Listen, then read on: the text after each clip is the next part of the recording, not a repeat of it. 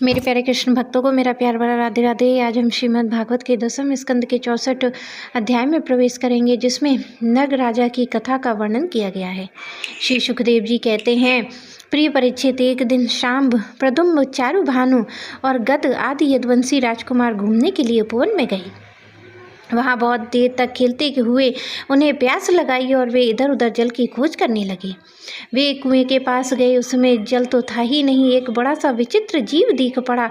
वह जीव पर्वत के समान आकार का एक गिरगिट था। उसे देखकर उनके आश्चर्य की सीमा न रही। उनका हृदय करुणा से भर आया और वे उसे बाहर निकालने का प्रयत्न करने लगे।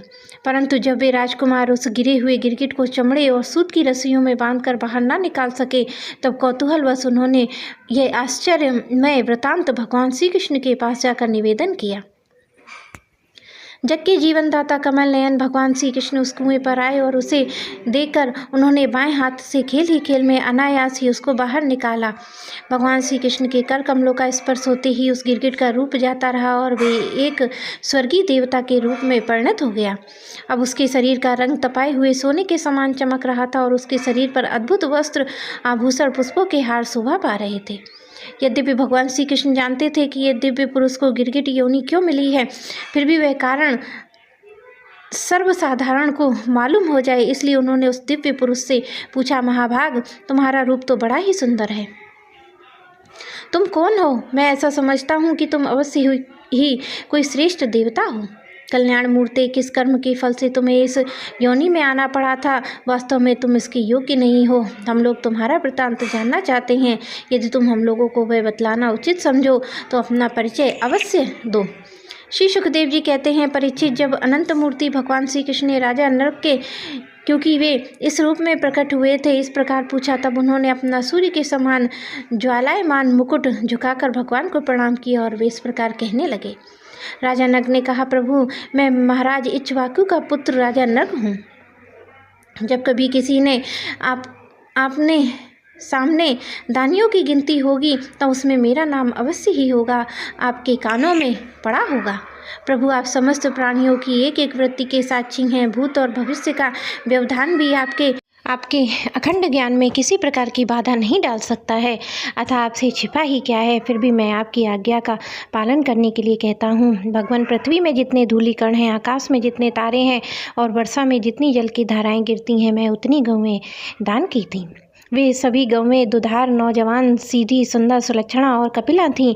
उन्हें मैंने न्याय के धन से प्राप्त किया था। सबके बछड़े थे, उनके सींगों में सोना मढ़ दिया गया था और खुरों में चांदी। उन्हें वस्त्र, हार, गहनों से सजा दिया गया था। ऐसी गौएं मैंने दी थीं। भगवान, मैंने युवावस्था से ही संपन्न श्रेष्ठ ब्राह्मण कुमारों को, जो सद्गुणी, शील संपन्न, कष्ट में पड़े हुए कुटुंब वाले, दंभ रहित, तपस्वी, वेद पाठी शिष्यों को विद्यादान करने वाले तथा सच्चरित्र होते हैं, वस्त्र आभूषण से अलंकृत करता और उन गौओं को दान करता। इस प्रकार मैंने बहुत सी गौएं, पृथ्वी, सोना, घर, घोड़े, हाथी, दासियों के सहित कन्याएं, तिल के पर्वत, चांदी, सैया, रत्न, गृह सामग्री, रथ आदि दान किए। अनेकों यज्ञ किए, बहुत से कुएं, बावली आदि बनवाए। एक दिन अपरिग्रही तपस्वी ब्राह्मण की एक गाय बिछुड़कर मेरी गौओं में आ मिली। मुझे इस बात का बिल्कुल पता ना था, इसलिए मैंने अनजान में ही उसे किसी दूसरे ब्राह्मण को दान कर दी। जब उस गाय के ब्राह्मण ले चले, तब उस गाय के असली स्वामी ने कहा, यह मेरी गौ है। दान ले जाने वाले ब्राह्मण ने कहा, ये तो मेरी है, क्योंकि राजा नग ने मुझे इसका दान किया है। वे दोनों ब्राह्मण आपस में झगड़ते हुए अपनी अपनी बात कायम करने के लिए मेरे पास आए। एक ने कहा, यह गाय अभी अभी आपने मुझे दी है, और दूसरे ने कहा, यदि ऐसी बात है तो तुमने मेरी गाय चुरा ली है। भगवान, उन दोनों ब्राह्मण की बात सुनकर मेरा चित्त भ्रमित हो गया। मैं धर्म संकट में पड़कर उन दोनों से बड़ी अनुनय विनय की और कहा, मैंने बदले में 1 लाख उत्तम गौएं दूंगा, आप लोग मुझे ये गाय दे दीजिए।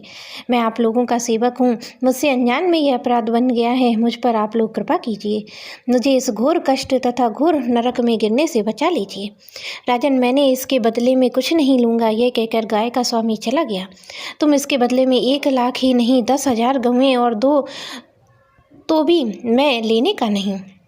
इस प्रकार कह के दूसरा ब्राह्मण भी चला गया। देवादिदेव जगदीश्वर इसके बाद आयु समाप्त होने पर यमराज के दूत आए और मुझे यमपुरी ले गए। वहाँ यमराज ने पूछा, राजन, तुमने पहले अपने पाप का फल भोगना चाहते हो या पुण्य का?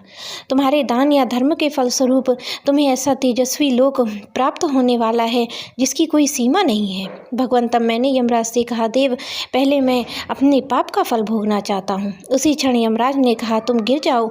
और उनके ऐसा कहते ही मैं वहाँ से गिर गया और गिरते समय मैंने देखा कि मैं गिरगिट हो गया हूँ। प्रभु, मैं ब्राह्मणों का सेवक, उदार दानी और आपका भक्त था। मुझे इस बात की उत्कट अभिलाषा थी कि किसी प्रकार आपके दर्शन हो जाएं। इस प्रकार आपकी कृपा से मेरे पूर्व जन्मों की स्मृति नष्ट न हुई। भगवान, आप परमात्मा हैं, बड़े शुद्ध हृदय योगीश्वर, उपनिषदों की दृष्टि से अपने हृदय में आपका ध्यान करते हैं।